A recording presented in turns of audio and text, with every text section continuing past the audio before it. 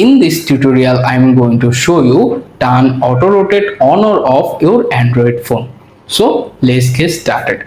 First of all, grab your phone, swipe the top of the screen to open the notification panel, then swipe again to open the quick panel menu. Here you can find the rotate option. Right now your auto rotate is turned off. Simply tap on the rotate option to turn the auto rotate on. After it enable, simply tap on hold the option to open the next page. Here you can see various options such as home screen, lock screen, voice call screen. Simply toggle on the all of the option.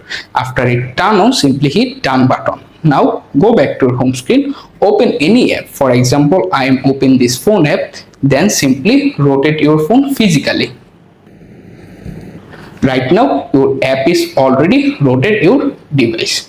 If you decide to turn off the rotate or back to normal, simply rotate your phone physically, and right now this is back normal.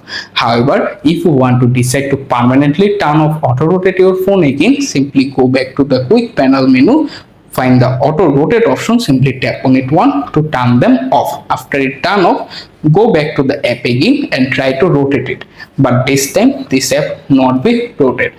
This means you are done. Thanks for watching. Like this video.